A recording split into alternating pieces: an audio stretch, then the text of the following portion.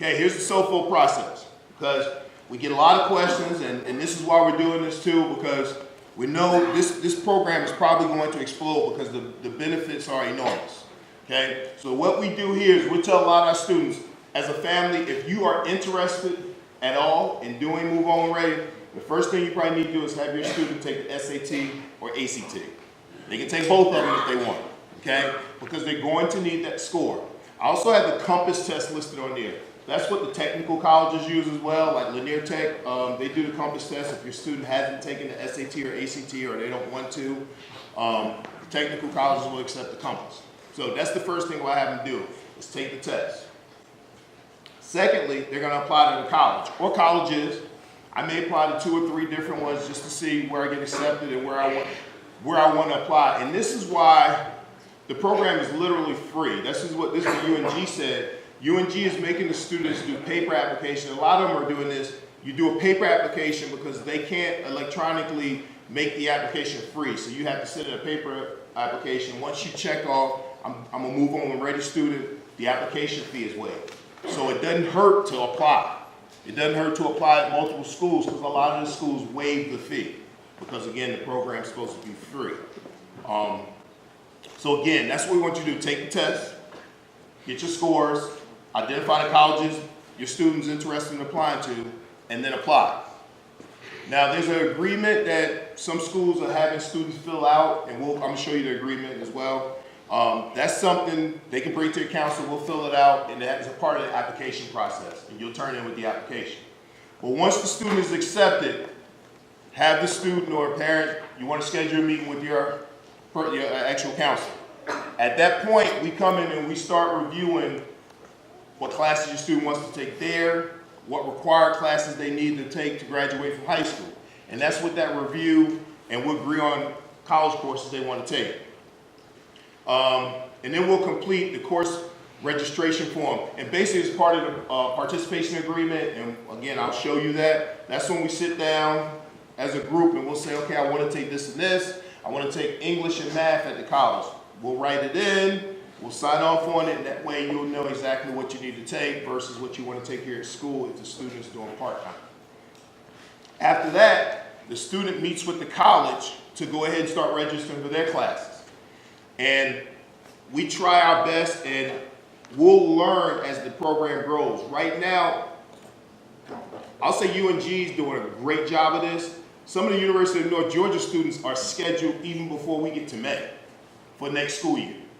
So the earlier you apply, the earlier you get accepted, the earlier all this is taken care of. It helps us scheduling wise, because we know right now if that student, before we leave, before we get to May, if I have a student who I already know is going to take classes in the morning at the college campus, we can start saying we know what classes to put in the afternoon or evening for them and vice versa.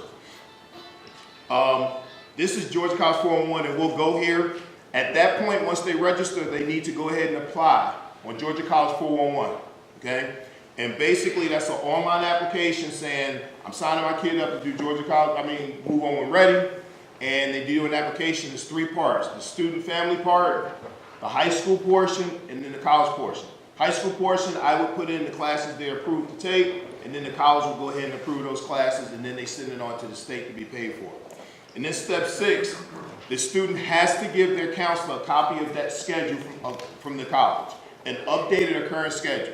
So if I change my schedule, I got to give a new copy to the counselor because I won't know. I do the approvals, but I won't know what to approve if the student hasn't given me a copy of their schedule. So that's the biggest part about that, is making sure you get an updated, current schedule to your counselor. You don't have to give it to me, they need to give it to their counselor, and the counselor will forward it to me, so that way the counselor knows exactly if your student's staying on track, if they're taking the classes that they need to take. Okay, here's some of the admissions information. I won't go through all of them, but just to kind of show you some of the differences. Like University of North Georgia, Georgia State, Georgia Perimeter, and KSU, they all have 11 and 12th graders. So right now, I know my 9th and 10th grader can't apply. Now my rising 10th grader, if you have a sophomore right now, they're eligible to apply to those schools, okay? If I have a 9th grader currently, no. But if LTC, they accept 9th through 12th graders. And GPA and different things like that is to be determined. There are some programs at Lanier Tech that they don't allow freshmen to do, and there's some that they do allow, okay? So again, as you're researching the schools, and as you can see, there are different minimums at UNG versus KSU for their Move On Ready program. So the colleges set the requirements. So that's why you and your student want to do the research to find out, okay, I got my SAT scores, I got my ACT scores, I know my GPA, where am I eligible to get accepted to? As well, this GPA more than likely is going to be core, meaning math, English, science, social studies, world language. Any classes that fall under that umbrella, that's what they're going to calculate into the GPA. Okay, grading and GPA, since we started there. How to move on when ready classes converted? Numerically. I've not seen a college that does numerics, so it's either A, B, C, D, or F. And basically that's what goes on the transcript. If it's an A, it's a 95, no matter what the teacher had in their book at the college. And then so forth and so on. Okay, now we're taking the EOC. This is how the EOC breaks down. So if I got an A, 80% times 95 is what's going to go in the book, along with 20% of what I got on my EOC, and that's going to make up the final grade. Okay? So that's a big part right there everybody needs to know. And usually, the students who are in Move On When Ready, the EOC becomes like a bonus for them. I mean, I haven't seen many students not do well in the EOC who were doing dual enrollment classes. How numeric Move On Ready grades converted into the Forsyth GPA. We talked about this earlier. If I get an A, which is a 95, it's going to roll into my GPA as a 5, and so forth and so on. I do not get any points if I fail the class. Okay? I don't get the bonus point. But we don't have D's here. So as you can see here, our D's, since the college may give credit for it, we have to give credit for it. So we'll make it a 70, and that student will get a 2 instead of getting a 1.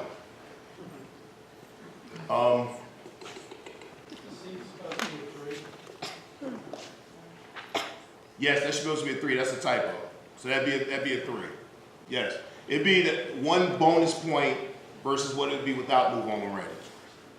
So GPA will be calculated similar like this for the AP or... Right. The AP, same thing, AP, IB. AP, IB, dual enrollment all fall under the same +1 bonus point. So what is the advantage comparing to this AP to... You get college credit right away. And I mean, you get college credit knocked out. That's the biggest benefit. That's credit you don't have to pay for later on. The AP, IB exam, you still got to take a test, and you don't definitely get credit. This right here, you finish that class, that's a college credit. You have a transcript with a college credit on it. That's the biggest difference. Thank you. Mm-hmm. And that credit is only for that particular college, right? Right, but I mean, just like if you transfer it, if the college accepts it, anywhere in the University of Georgia, the system of schools, if you're in Georgia, if I do UNG, if I take a class at UNG and I transfer to Georgia Southern, they're going to accept that credit. Georgia Tech, different things like that. But I'll speak to that in a second, because whether they will accept it or if it's good to do it is a different answer.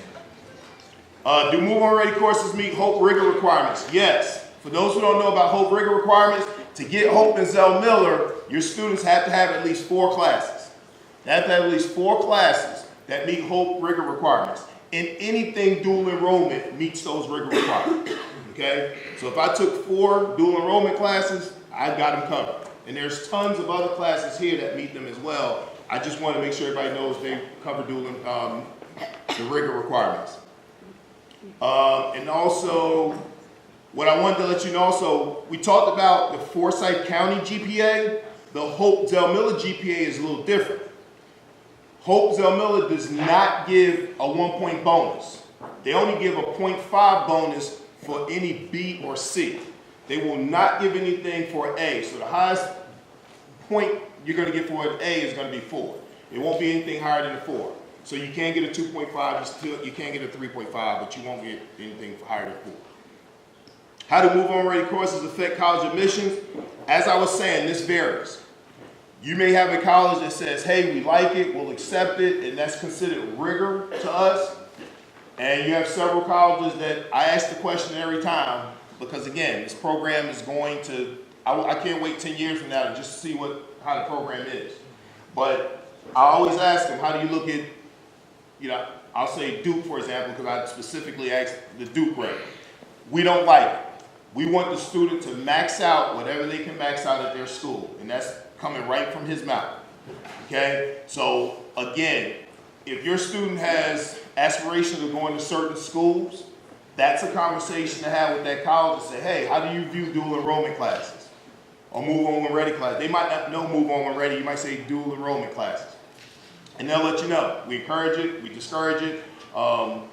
It's not seen as rigorous. And I'll tell you right now, when I'm filling out an evaluation on a college, if a student has taken college English versus AP Lit or Lang here, AP Lit or Lang's higher.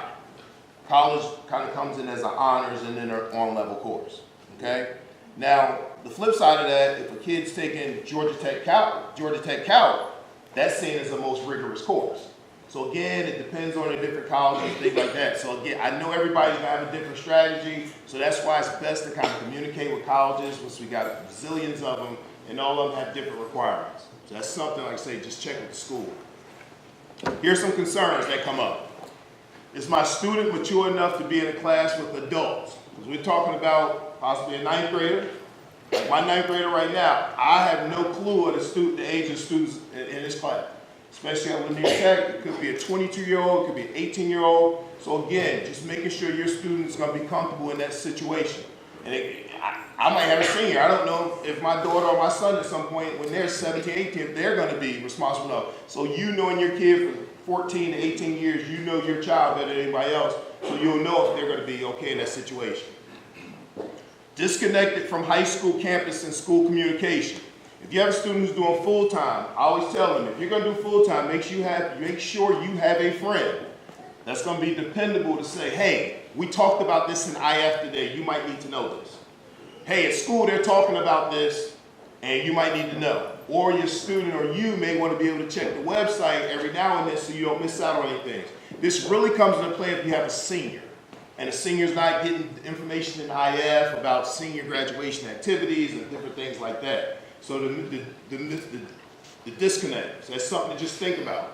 If you have an athlete or somebody who participates in after-school activities, is there an on-campus hours requirement for the student to be here? Yeah, we're gonna get to that. Well, I got a screen of that. I'm gonna cover that in the questions. The lack of communication between college and parents who has been used to being notified. And I'm using myself for example. I get an email from Ms. Bartlett at Sharon Springs at least 4 times a week, okay? When your student goes to college, they treat them like a college student, so you're not gonna get that. We don't get that. So again, just knowing that, hey, you know, my kid's mature enough that when I ask him or her, how are you doing in that college class, they're gonna share that information with me and be truthful with it. That's one of the things like here you may get an email from the math teacher saying, hey, your student's not performing well, here's a success plan we need to work on. We won't hear that from the college. So that's why I kind of bolded. Your student will be treated as a college student. And the reason I want to bring that up is because, again, since our kids have been in elementary school, we've had constant communication with the school. So we've been 16, 17 years, and then all of a sudden, we're out of the loop. So that's just something to keep in mind. And then the college expectations.